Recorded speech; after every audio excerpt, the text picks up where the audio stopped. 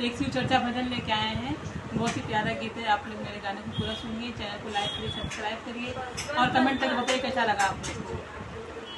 परवा के रेलगाड़ी बनैबे मनवा के इंजनवा, चल रे मनवा, हाँ हाँ चल रे मनवा, जहाँ होला गुरु भजनिया, चल रे मनवा, जहाँ होला गुरु भजनिया, चल रे मनवा।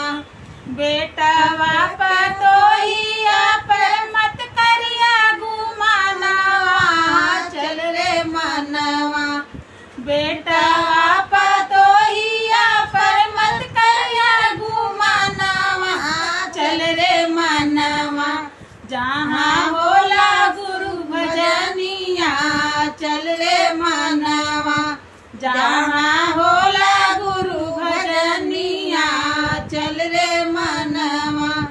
परवा के रेलगाड़ी बनैबे मनवा के इंजनवा, चल रे मनवा, जहाँ होला गुरु भजनिया, चल रे मनवा, जहाँ होला गुरु भजनिया, चल रे मनवा।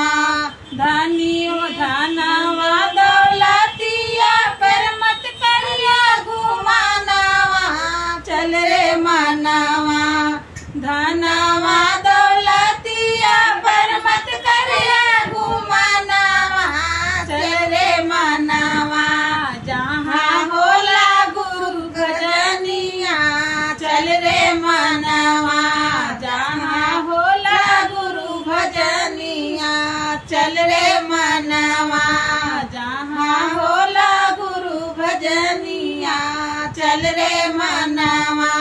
कोठा